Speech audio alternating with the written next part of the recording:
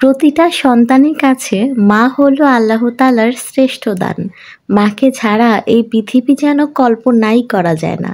মায়ের আদর, মায়ের ভালোবাসা এই পৃথিবীর অন্য কোনো মানুষের দ্বারা পাওয়া সম্ভবই নয়। আসসালামু আলাইকুম, হ্যালো এভরিওয়ান, সবাই কেমন আছেন? Welcome to my video. আজকে সকালে ঘুম ভাঙতেই দেখা হলো বৃষ্টির সাথে। আজকে সকাল সকালেই চলে গিয়েছিলাম আপুর বাসায়।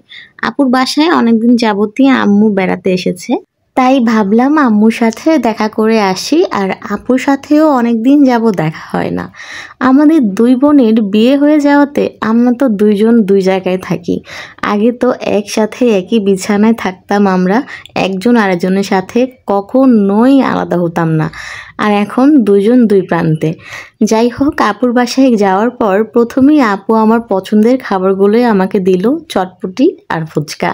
হোমমেড চটপটি আর ফুচকা খেতে কিন্তু আমার অনেক ভালো লাগে, আর এটা আনলিমিটেড ছিল, যত খুশি তত খাওয়া গেছে। আর এরপরই দুপুরের খাবার সময় হয়ে আসলো। তো আজকে দুপুরে অনেক মেনু, আন্টি অনেক কিছু রান্না করেছে আমাদের জন্য, সব বাংলা খাবার, ঘরোয়া খাবার। আসলে কুরবানি ঈদের পর থেকে এত গরুর মাংস খাওয়া হয়েছে, এখন মাংসের প্রতি কোনো ইন্টারেস্ট নেই। কিন্তু কি করার, কারো বাসায় গেলে তো তারা ভালো মন্দ রান্না করে খাওয়াবেই, তাই না? তো আজকে দুপুরে মেনুতে ছিল গরুর মাংস, মুরগির মাংস, আর আমার জন্য স্পেশাল একটা চিকেন ছিল। এটা এত বেশি মজা ছিল, চিকেন তান্দুরি। এটা আমি সকালে নাস্তাও খেয়েছি এবং দুপুরেও আমি এক পিস খেয়েছি। আর এখানে ছিল করলার ভর্তা, তারপর ছিল ডাল, আরও ছিল সবজি, সালাদ, মাছ, সব কিছুই ছিল। আর আমি এত কিছু খেতেও পারিনি, আমার কাছে চিকেনটা বেশি ভালো লেগেছে। আর সাথে করলার ভর্তা অনেকদিন যাবৎ খাওয়া হয় না, সেটা খেয়েছি। একটু গরুর মাংস খেয়েছি।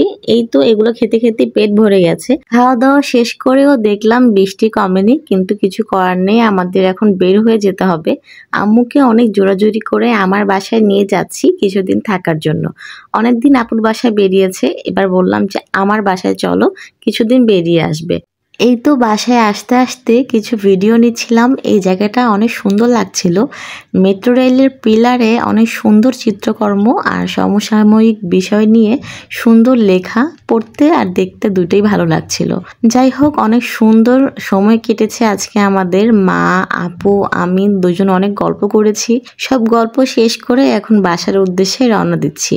আর আমার কাছে তো খুব ভালো লাগছিল, খুব খুশি লাগছিল যে আম্মুকে অবশেষে বাসায় নিয়ে যেতে পারছি।